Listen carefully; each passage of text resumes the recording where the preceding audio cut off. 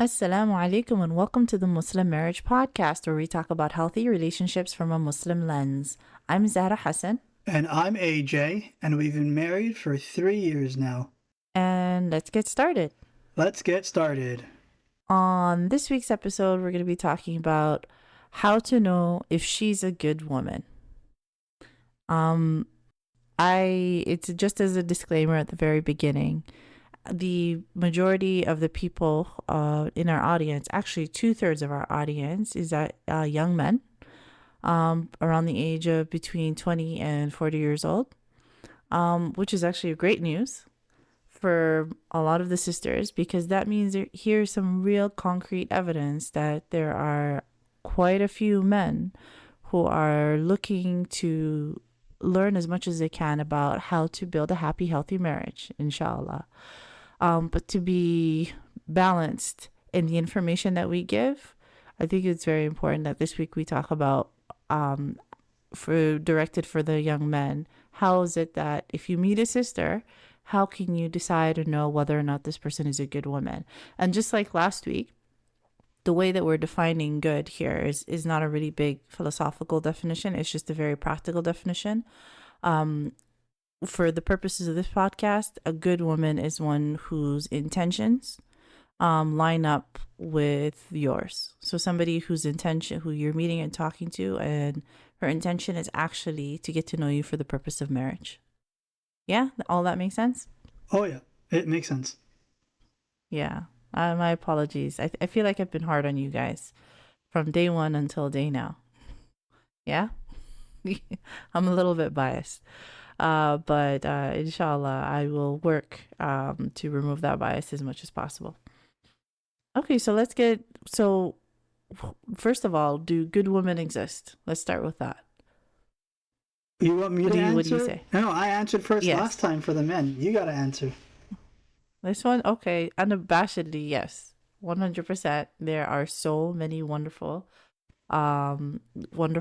women who are ready and looking for real commitment and companionship, and are healthy. They have the capacity, they have wonderful character, everything. All of the things that I'm talking about.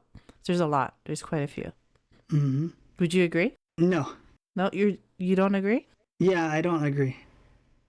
How come? Because I'm already married. Why would I have to look? Okay, I'm not telling you. I'm just saying, do they exist? Are there quite a few? No, they don't exist. They don't exist? Yeah. It's just me, subhanallah. All right, I appreciate that compliment, but I disagree with your disagreement. Okay, we shall agree to disagree. Okay, so then let's get started into the actual what it is that we're supposed to talk here about here today.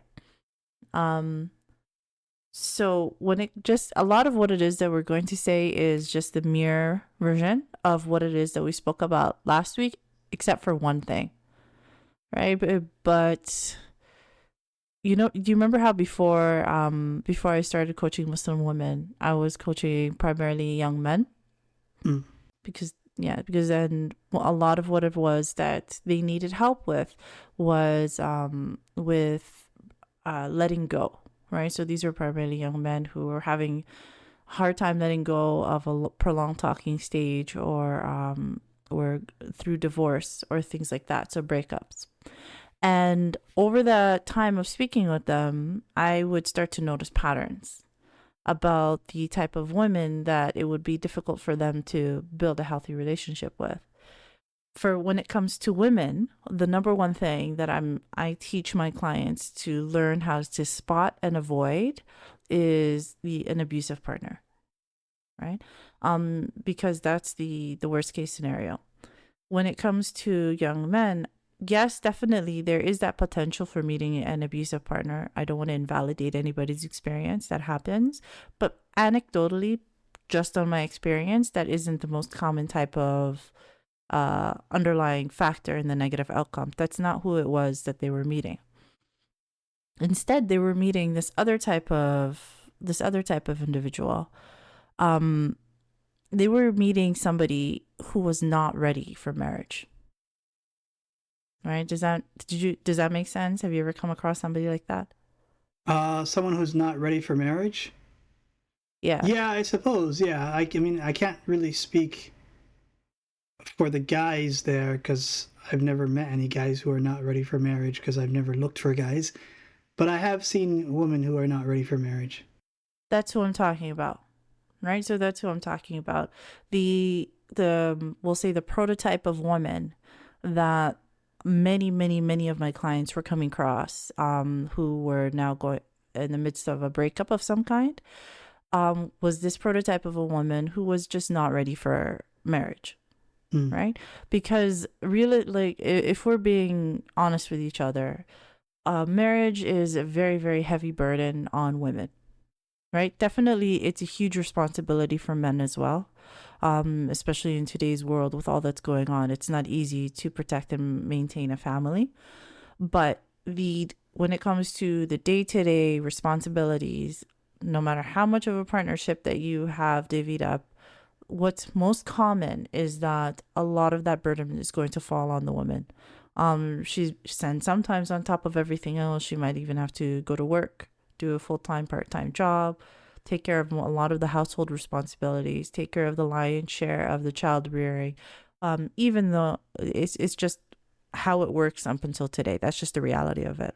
And in order to shoulder all of that burden, you need to be very well rooted in who you are as a human being, in your own personal identity. And you need to know not only who you are, but what it is that you want out of life, and have made an actual conscious and active decision that this is what you want. You can't accidentally become a wife, Yeah. right? So that, yeah, this is what you want in order to be able to take on. It's like, for example, you were just out and about on the bus, and somebody offered you a random job and said, "Hey, do you want to come? Do you want to come and be a CEO for this company?" And you show up, and you're like, "That sounds fun."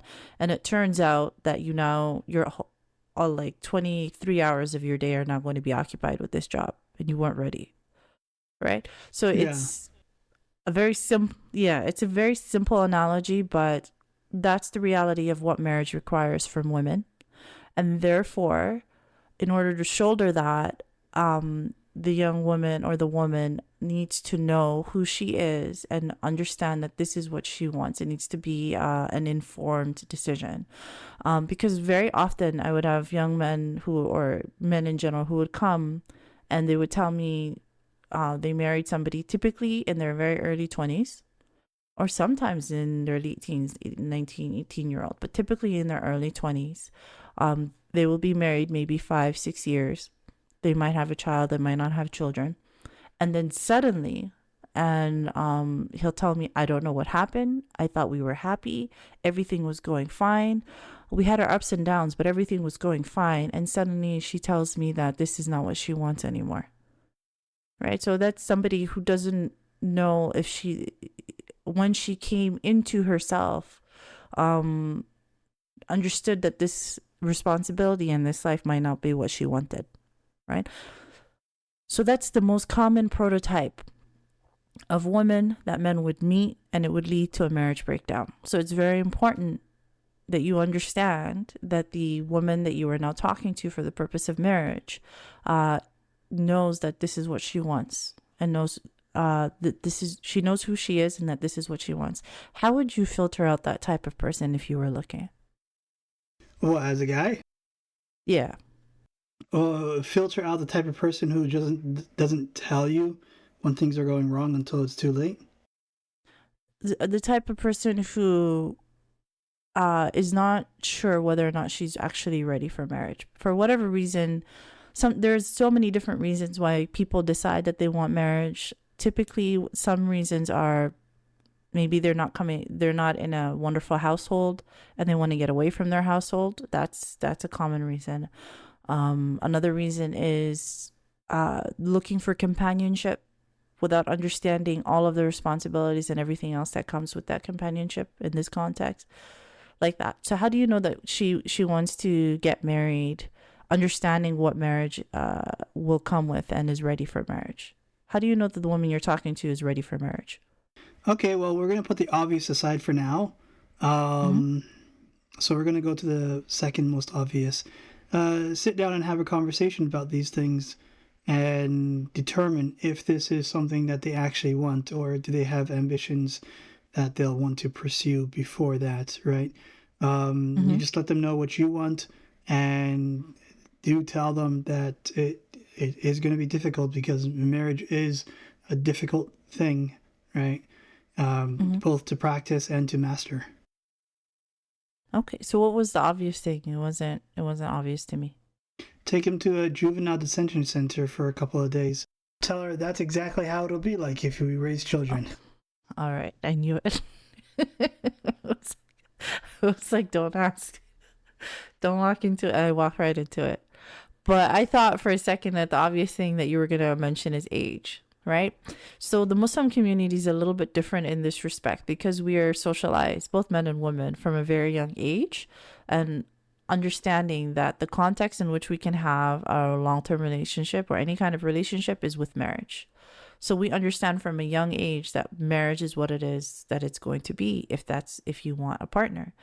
And so Muslim women tend to be more ready and prepared for marriage than non Muslim women. This is an extreme generalization, but it's what I have seen, right? It's what I have seen.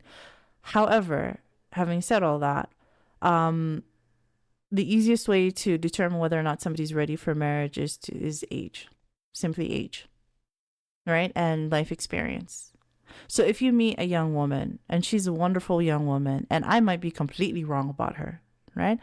But if, for example, my brother, I have a younger brother, if my younger brother came to me and said, I met so and so, and she is 20 years old, she is in university and she's studying this, but she was studying this, but she switched her degree to this new program.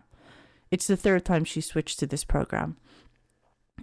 She's wonderful. She works really hard at what she does. And I spoke to her, and she says she wants to do a lot of traveling. She's not sure what career that she wants, etc. Like that overall picture of painting somebody who's a little bit young. And he might ask questions about her family and say, yeah, no, she has 3 older brothers who have been taking care of the family. So she got a chance to really focus on herself, and does not have a lot of experience with handling larger responsibilities, right? So just a person who's coming in from that overall picture, who's not really sure what it is that she wants, at least from an outsider's perspective, based on observation, and who doesn't yet have a history of holding large responsibilities. So if that was my brother and he gave me that picture, I would say, she's probably a wonderful person, but you're gonna have to ask a lot more questions to make sure that this is what she actually wants. Keep that. You're gonna have to keep it in the back of your head, because you might not find out. I mean, she might not find out that that's not what she wants until 3 years in, 4 years in. Right? So that's the prototype, and that's the scenario that I found that tends to be an issue. If we put that aside, right? If we put that prototype aside, and brother's just out there, let's say he downloaded a matrimonial app and he's now talking to women, right? And he's not talking to women for the purpose of wanting to get married. What should he be looking for? How can he decide this is someone whose intentions are good intentions that match mine and would be a good match for me? This might be a good woman. The last example you gave, that kid knew a lot already. Yeah. There was a lot of information on the table, and he was the one providing that information. That seemed like very straightforward. Like, it seemed as if she was not ready. You would be surprised how often that I hear that. The reason why I was able to rattle that is because I've heard that so many times, right? Because, and again, I'm speaking based on my own experiences, right? This is not scientific fact. This is just, again, anecdotal experience. What I've seen often is that men sometimes put too much stock in how a woman looks. right? Age and beauty. Yes. So at some, we'll say that this scenario happened 3 years. It's been 3 years. I don't know what happened. I thought she was happy. We became divorced. And then as we're talking about, well, how did you meet? Well, what is it that you knew? And he recites everything that I discussed in that scenario of that young woman with all the different majors. Then he will come to the conclusion, yeah, you know what? I should have known. I didn't see the signs. And when we dig a little bit deeper of why, because it's important to understand, why we didn't acknowledge the red flags in order to not fall into the same trap later, and they'll say, but she was so beautiful. Every time. That's what I hear. But she was so beautiful. She knew how to play basketball flawlessly. Okay. So it's important, we spent a whole episode talking about physical attraction, right? And it's very, very important. But don't let the physical attraction or the one thing that you're looking for, don't let any one factor blind you to actually assessing whether or not this is a good partner for you. Mm-hmm. Right? So we'll say the equivalent societally, this is not true in any way, shape, or form. But society says that women place a lot of stock in a man's financial capacity. So the equivalent might be if a woman meets somebody and he is, we'll say, a millionaire.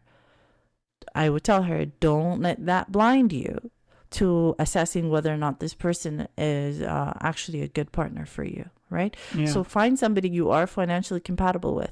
Find somebody that you are physically compatible with. But you also have to assess all the other compatibilities as well. You still have to pay attention to their character. You still have to do your vetting process, right? So that's the trap. That's the trap I've seen people fall into.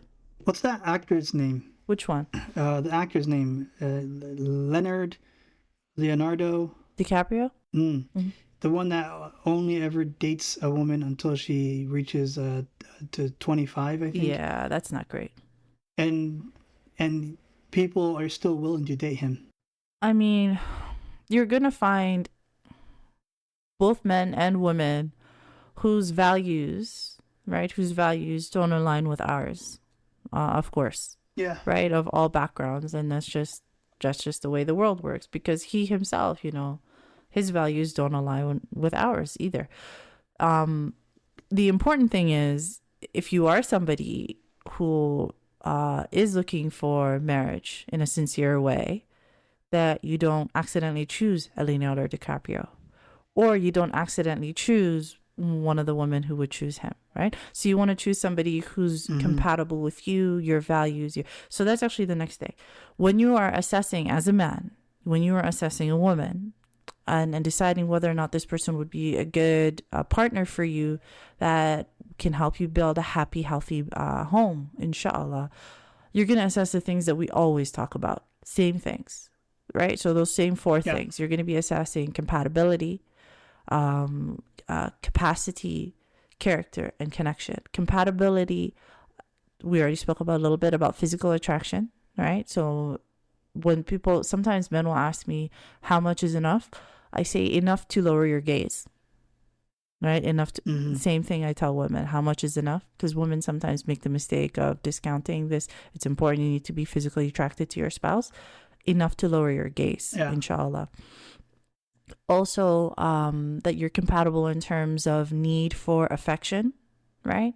That this is somebody who will be able to generally be able to meet your need for affection, whether you need a lot or you don't need or a lot feels uncomfortable to you, wherever you are on the spectrum, somebody who matches you there. We talked about this before. You asked that question of, well, on a scale of 1 to 10, how comfortable are you with receiving affection? And on a scale of 1 to 10, how comfortable are you with giving affection? So affection. Another one that's extremely important is role expectations. So if you're a young man who has a more traditional mindset, please make sure that you are asking the right questions so that you're choosing someone that's what they are also looking for. It's going to be difficult for the young man who has a traditional mindset to be able to ask the right questions and find someone who also has a similar traditional mindset. However, the young man will almost always be asking the woman to compromise and also work. Yeah. Unless they find a way to either live in a low cost neighborhood or area, maybe move countries, or make enough money for him to solitarily provide for the family. Yeah, so this is all wonderful discussion to have during the talking stage, where you say, what do you expect from a husband? What would you expect from me as a husband, right? And what do you a pulse? Okay. And what should I expect from you as a wife, right?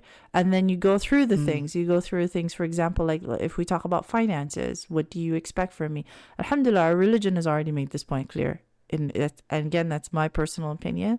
I would never push my opinion onto anyone else, but in my personal opinion, our religion has already clarified what that is, right? But given that he would be, if he wants to provide completely for his household, but that would mean that he can only live in a certain type of household, be clear with that, right? Just say, I'm prepared to pay for all of our expenses, but that means we're gonna be living in an apartment, right? That means we're gonna, at least until, because I'm still working on establishing myself, etc. And just be clear about that. And if she's working and you would like her to contribute, that she might do so out of the goodness of our heart. That's not something our religion dictates, right? But have that discussion and just say, what would you be comfortable with? Like, what is it that I can expect from you with this respect? All right. And I think, I think if I were the man who were having the conversation, I would tell the woman, I'd be like, okay, this is what I can afford within my current abilities. Alhamdulillah. This is what I can afford, and this is what I can provide to you, and this is what I'm expecting us to live in, right? With these parameters. Whatever money you earn will be yours to keep. If you want to provide any of it to me, right, to move us into either a better apartment or a better neighborhood, I would say, if it's your decision, if you're adamant that we move, then sure, we can accommodate that.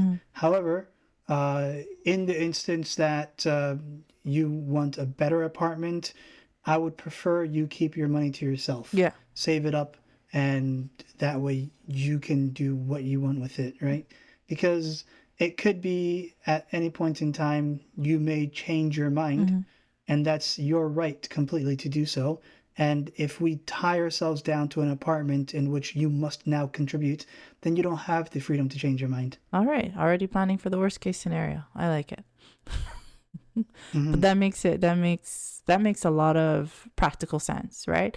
But the other side of that is that so finances is a whole different topic by itself. But the other side of that might be, for example, that he's supporting his family, right? He might be supporting his parents.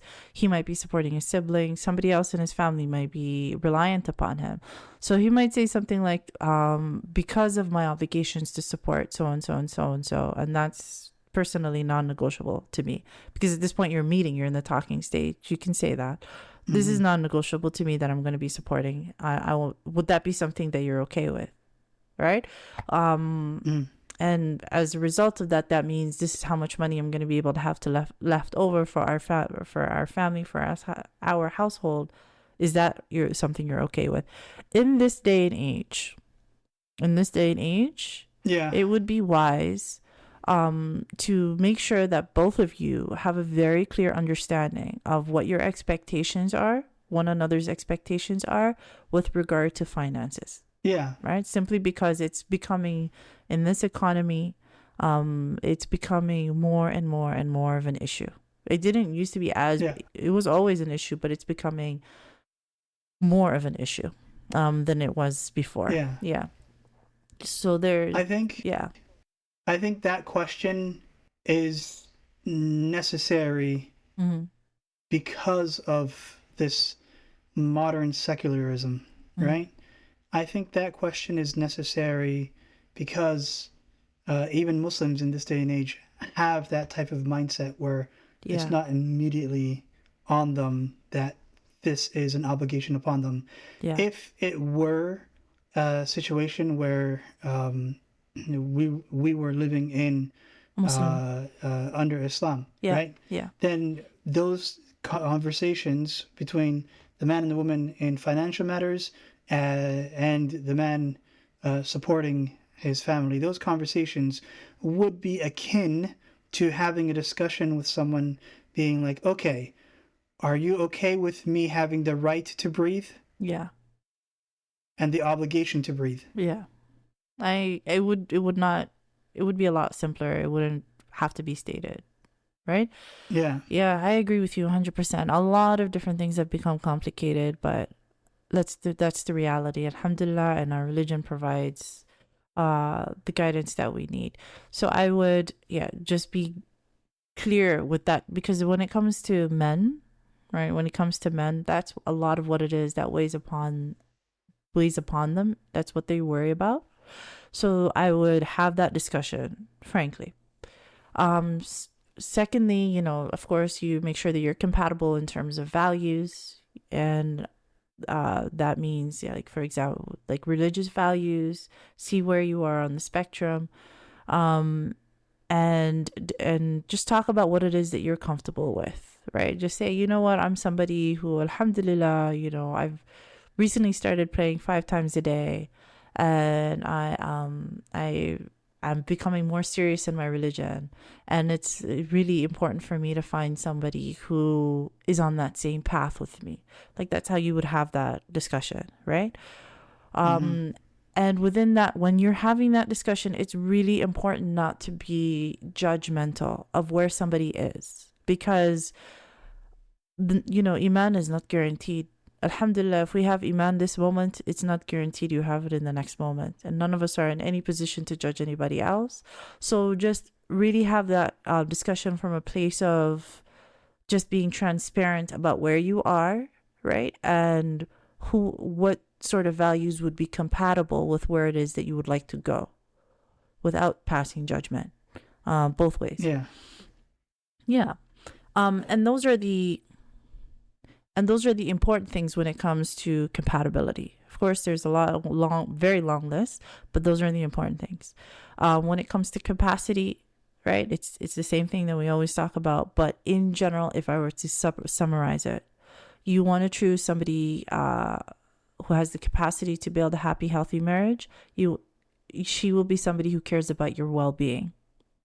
If you be very smart and take your time and really trying to assess whether or not, because I'm assuming, tabarakallah, like I'm assuming that the individual I'm talking to is a good man, who's good intention, who's ready for marriage and ready to take care and provide for a family. That person, you would be wise in choosing somebody who cares about your well-being. I know it seems simple, but unfortunately, it's not always the case. Right? People get married for a long number of reasons. Make sure you're choosing somebody who's getting married for the right reasons, by being observant and paying attention, and who cares about your well-being. How can you assess whether or not somebody cares about your well-being, like in general during the talking stage? Well, no gimmicks or anything like that. They'll ask you the right questions, and they won't just like answer in one sentence or two sentences. They'll reach out and ask you questions in return, not just answering questions. And they'll remember your questions over multiple conversations. Yeah, perfect. Actually, I didn't even think of that. That's really good. Somebody who's paying attention to the details when you're telling them, right? So she'll remember that you said that you really like going to that restaurant that one time, right? Or etc. So, and other indicators are who's concerned about your health, she might see that you're not feeling well one day, asks you about that. You weren't feeling well last time. Is everything okay? And who asks about your family members, right? If she is caring about your well-being, that means the people who are important to you will tend to be important to her. So, for instance, God forbid, there's a young man and one of his family members is not feeling well and they're in the hospital. She will ask about them and see if they're doing well. And depending on the culture, and because Muslims, alhamdulillah, 2 billion of us, we have literally hundreds of cultures. Depending on the culture, if your culture allows, she might want to go see her mom or see her dad or see the family member, right? That's how you assess this person actually cares about your well-being. And if she cares about your well-being, she's gonna want you to be okay. She will be more generous in the places that Allah subhanahu wa ta'ala allows us to be generous, right? So that's why in all of the ayat, ones that talk about, for example, dowry, the ones that talk about her money, inshallah, Allah subhanahu wa ta'ala makes room for the woman to be generous with you if she wants you to be okay, right? If that's what she feels comfortable with. So choose someone who cares about your well-being. And of course, character. Somebody who, if you have a daughter, you would want her to be just like her. And connection. Connection is usually very simple to assess. I think a lot of us do that intuitively, but as a benchmark, what we always say is, if you had to, God forbid, go through quarantine all over again, somebody who you would be able to go through quarantine with and still come out intact. Yeah. That's true. Yes. They won't go crazy or anything like that. Yeah. So that's connection. But that's in general how you would, as a man, start to approach assessing whether an individual is a good partner for you. Yeah? Mm-hmm. Now we have some questions coming in from the Muslim marriage subreddit that will allow us to apply what we just learned. Okay, so this user deleted their account, it seems. Mm-hmm. He or she, well, I presume he, mm-hmm. because of the title. Yeah. My wife does not support me at all. Okay. I will put it in short. Yeah. We have been married for 2 years. Yeah. We don't have any children. Mm-hmm. We are also practicing Muslims. My wife and I both work. I pay for every expense of hers and the household, as well as do almost all of the housework.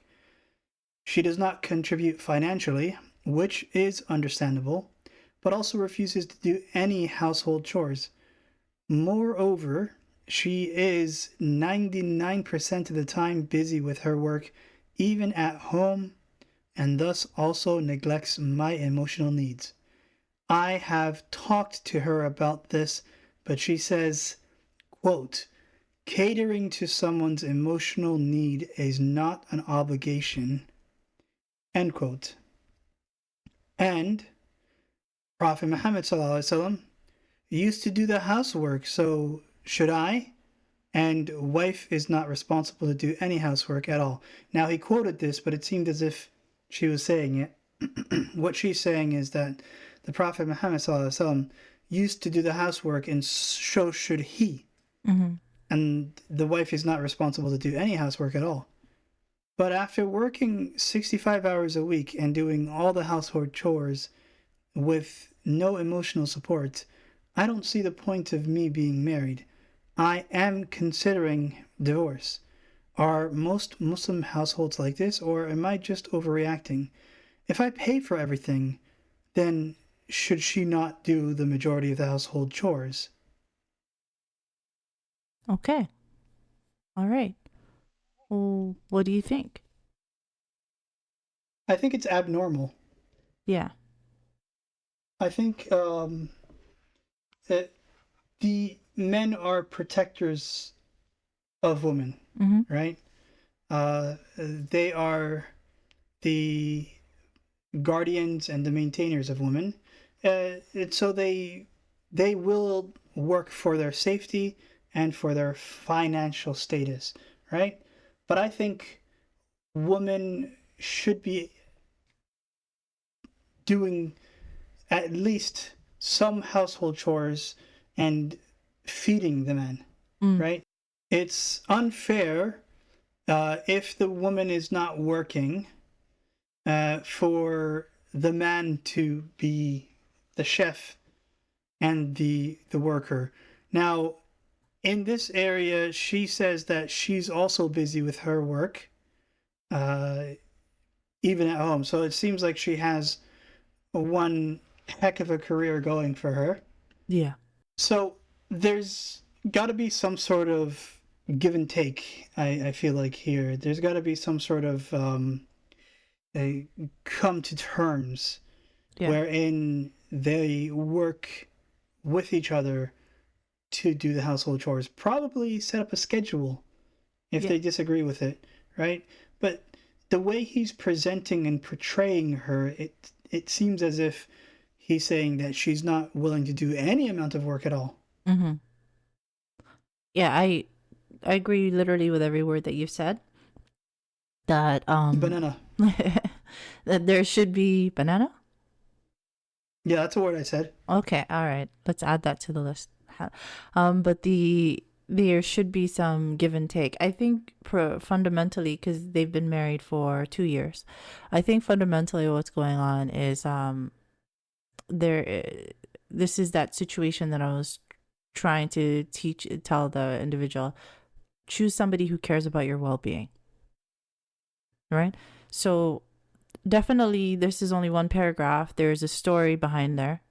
There has to be more context on what it is that happened. I would be interested to know if it was like this the whole 2 years, or if this something had changed and something had happened. There's got to be more context. But if we take it completely as face value, and we assume it's exactly as he stated, and it was that way for the entire 2 years, this gentleman, he married somebody who didn't care about his well-being. Because when somebody cares about your well-being, they're going to want you to be okay, and try to meet your emotional needs, which he's not meeting. Make sure that he's not overworked and overburdened financially, that he's not overworked and overburdened when it comes to the home, that that she shows appreciation. There's as human beings, there's things that you're going to naturally do for somebody who you care about, and this young woman is not doing any of those things. I can't begin to guess why. It could be that this maybe there could be a very long list of reasons, right? Maybe she has an attachment insecurity. There could be a personality disorder there. Maybe something happened between the two of them. Maybe she didn't want to become married at all. They didn't really include their ages. Maybe this could be that situation of somebody who really became married for the wrong reasons, right? Maybe she wanted to get away from her family, and now she gets to work in peace. You see what I'm saying? So there could be a whole host of reasons for why it's happening. But if you are looking to avoid this situation, it's important that you choose somebody who cares about your well-being. That's for both men and women. Yeah, and unfortunately, when people start to do behaviors that they know are wrong, they what's that? They cherry pick. They cherry pick through the religion and find hadiths that justify what it is that they're doing. And I don't know if the sister is using that hadith correctly. There's a good analogy about cherry picking. Yeah. That I've just now come up with. All right. You may know that cherry pits have some cyanide in them. Oh, subhanallah. And so if you were cherry picking and you indulge too much in the cherry picking, yeah, you may just remove yourself. Okay. But it's I mean, the analogy fits. So that's the first one, In Shaa Allah. So we're running a little bit low on time. So we'll go through the second one. The second one is another gentleman, and he says, my wife has gotten too comfortable. Assalamu alaikum. Hope everyone is maximizing this prestigious day of Arafah. That's when the question was written. He says, I'm 25 and my wife is also 25. We've been married for 2 years. We had an arranged marriage and our connection and love is deep. Getting to know her initially was like watching or reading a story you were addicted to. I love her very deeply, so please don't suggest divorce. As we had an arranged marriage, my wife was on her toes for the first couple of months. She constantly tried impressing me as we were getting to know each other. Once we made the proclamation of loving each other and that we're each other's soulmates, she's gotten too comfortable. I am active in the gym and try to go before work. This is so I look great for myself and also for her. I also play football twice a week, but that's more of a hobby. My wife also calls me handsome and says she loves the effort I put to look good for her.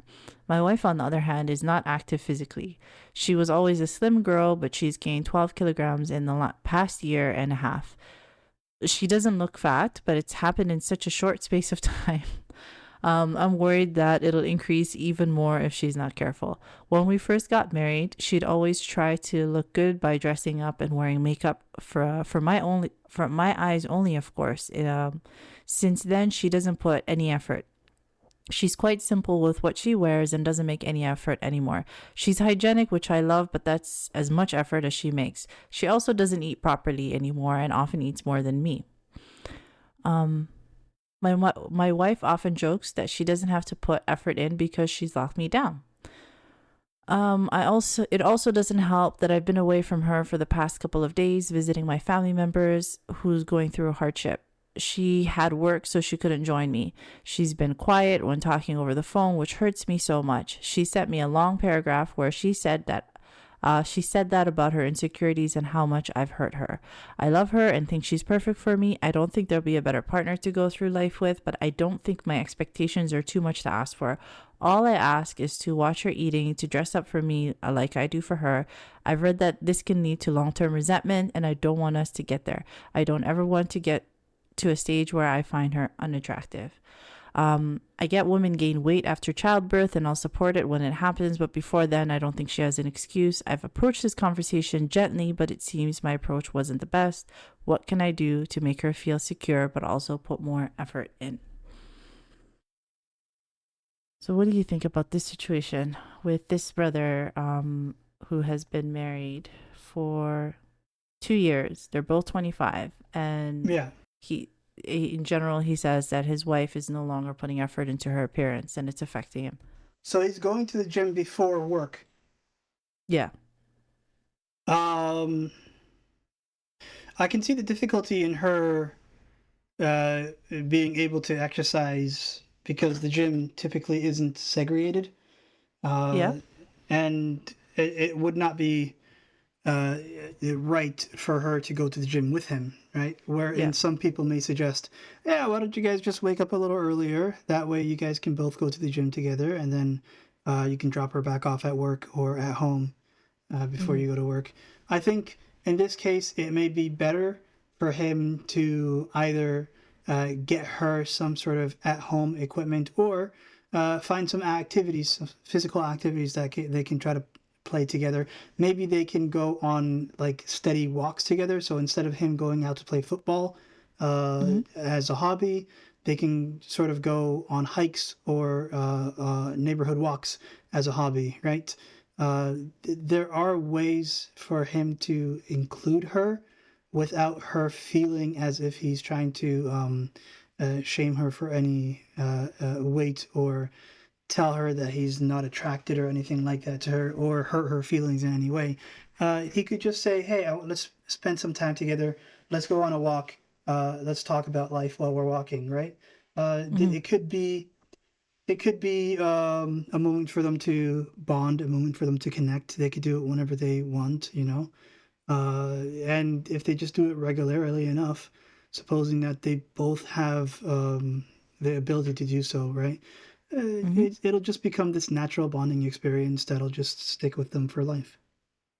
Is that why we've been walking so frequently lately that you've been asking for all the walks? That's for my own health. Okay. That's your story and you're sticking to it. It's for my own health, yeah. Okay. But I really like that approach, right? It's because she said that this has become an insecurity, because honestly, when our partner tends to be unhappy, we, especially when it comes to our appearance, we know, Mm, right? So for both the man and the woman, they know if their partner is unhappy with some aspect of them, yeah, whether it could be any number of things. They tend to know what it is, and it can develop into an insecurity and a core wound. And it sounds like that's what happened here. yeah, And whenever that happens, it's really important. Like the language that you choose and then the techniques that you choose are so important. So first of all, the brother, like it's, I don't think he's in the wrong where he's saying that he needs his wife to maintain her appearance. A lot of what he spoke about wasn't even related to her weight. A lot of what he spoke about was just simply trying, like, we'll go with makeup and all the things that we do to beautify ourselves. yeah. Well, I disagree Um, with him on that with the makeup thing. Um, I don't think it's necessary for your wife to have to wear makeup in yeah, order for you to find her beautiful, right? Like, sure, she can beautify herself, but you married her for her looks and not for what she can cake herself in.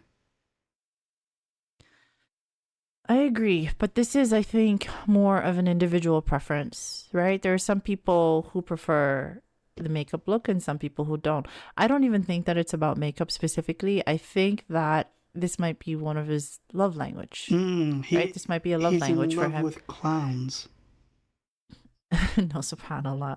No, I think there is something to say that when, and this is true for both men and women. There are so many hadith of the Prophet Muhammad sallallahu alaihi wasallam Sallallahu alaihi who wasallam. would, first thing when he walked in the house, the first thing he would do is brush his teeth with his miswak, right? Just, and that was for his wife's sake.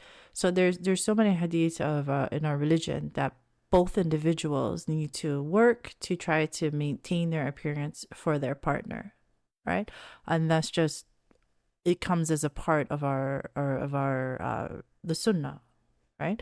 And there's reasons for that and there's wisdom for that.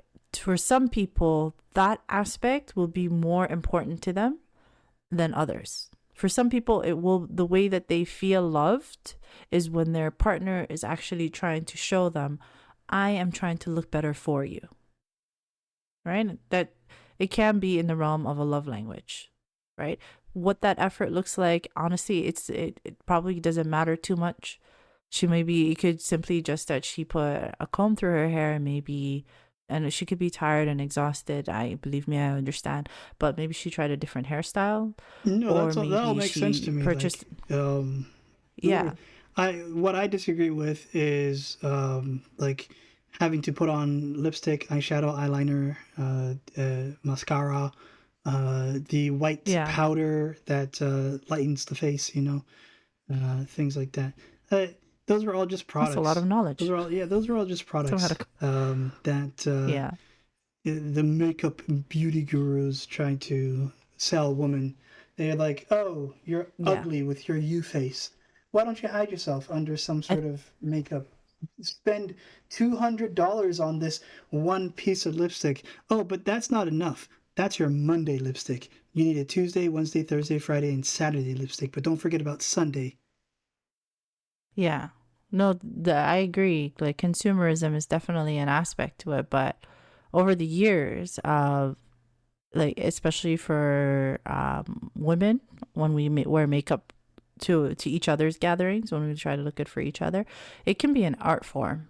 Mm. And like I think it's, in my opinion, like, and sometimes it's a way of expressing yourself. But some women, tabarakallah, are so skilled that it's very impressive. It's like it's art. It's art that you can wear, and then that's my opinion. But in terms for this gentleman and his wife, I think what he is asking for is, can you please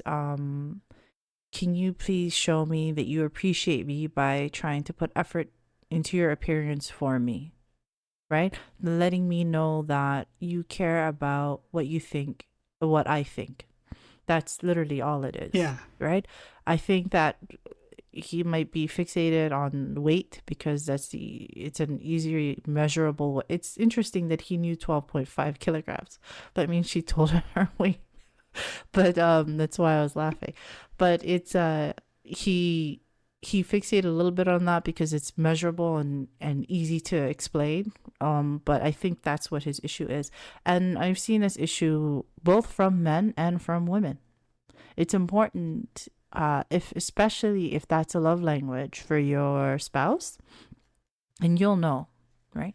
If that is one of the ways that your spouse feels special is when you actively try to look good for them, or smell good for them, or beautify yourself in some way for them, then and you want and that's an emotional need for them that makes them feel good. If you when you love them, you're just gonna do that, right? So if this in this conversation, when he sits down with his wife, instead of making it about the weight or making it about any specific aspect of her appearance, it would be better for him to reframe it as that's my love language, right? When she understands that this is an emotional need for him and that it really doesn't matter how it presents as long as it presents, that it'll have meaning for him, then she'll be like, oh, okay, all right, so no, I can do that. So in the same way, for example, if somebody says my love language is gifts, right? That doesn't mean I need a Ferrari. You can literally buy me something from the dollar store. Mm-hmm. It's the act of you being out there in the world, remembering I existed, and then buying me a gift. That's what makes me feel special. So that would be the analogy. I think there's two things that you can do in this instance. For the first thing, you know those little ball and chains, right? Okay. You can attach it to her ankles, Mm-hmm. right? And padlock the fridge, and Oh, goodness. then you run away. She'll be angry enough to chase after you, Uh-huh. and if you do this enough times, certainly she's going to lose weight. Also, Mm-hmm. You'll be in jail. well, no, I mean, like, you've already got the chain and lock, so what's an extra couple bars, right? You can become a rapper in prison. Subhanallah. But yeah, with regards to the love language, you can also, if your partner is like struggling with like nicotine or tobacco, what you can do to sort of life hack the situation, you can say, hey, my love language is that you get clean. We get clean with the nicotine patches? No, you gotta just go cold turkey. Oh, I see. All right. That's one approach. Those are two Surprisingly approaches. enough, Yeah. cold turkeys are my enemy. As opposed to warm turkeys? You got an oven. Okay. If it's cold, you just heat it up. I think we're going too far down the road in our very quirky sense of humor. Then we've lost so many people. I can feel them logging off. We're just gonna stop. Well, but I think that yes, but generally, would you say that's a common love language for men? What, like makeup? Not makeup specifically, but your spouse, beautifying themselves and making an effort. Yeah, I think. Yeah, no, absolutely. I agree. It is certainly a feel good moment when your spouse beautifies herself. For me, however, that doesn't include makeup.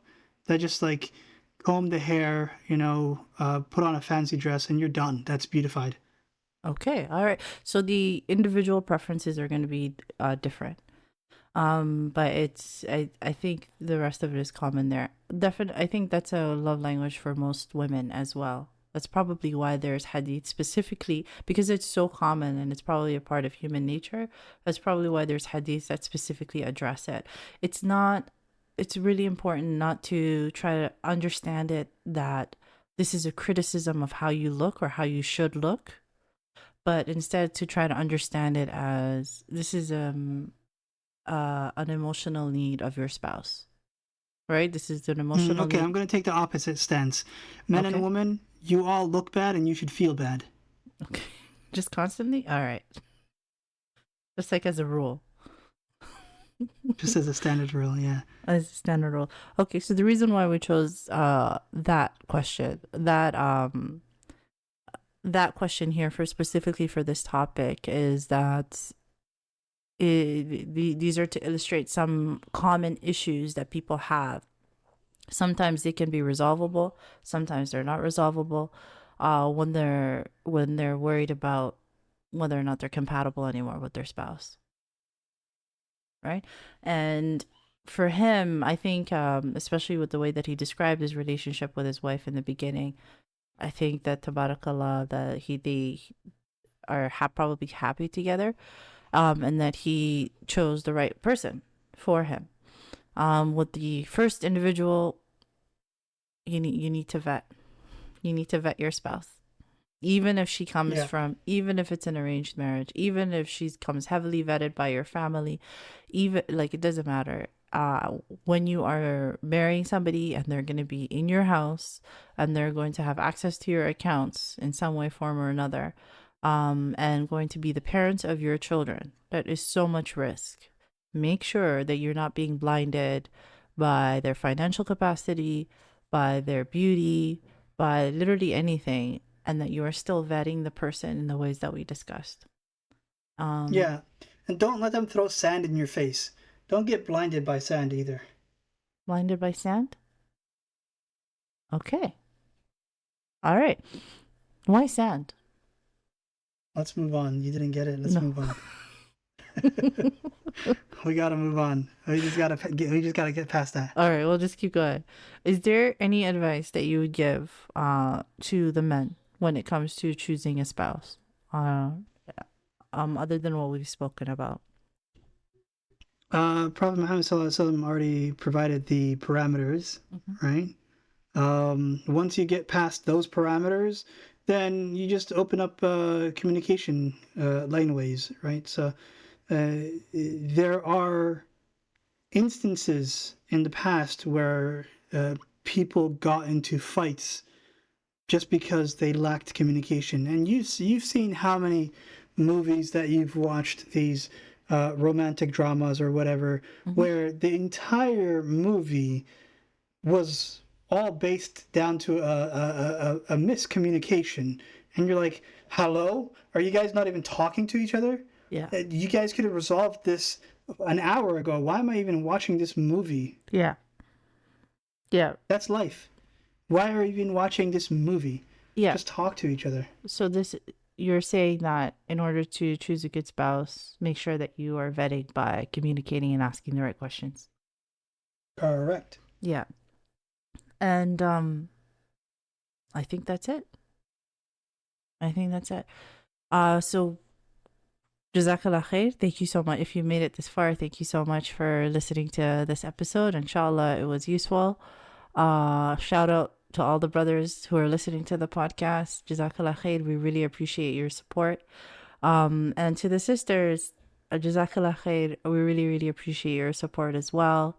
But it's really good news that the brothers are out and they are trying to. There are many, many good brothers who are looking for marriage. So there's a lot of hope, and brothers vice versa, inshallah. If you are a woman and you are exhausted by the searching process, and especially if you're on the matrimonial apps, I do have a free webinar for women called Dating Apps Strategies That Actually Work. You can find a link to it in the About for our YouTube channel, or you can find it on my Instagram page at Zara Hassan Coaching.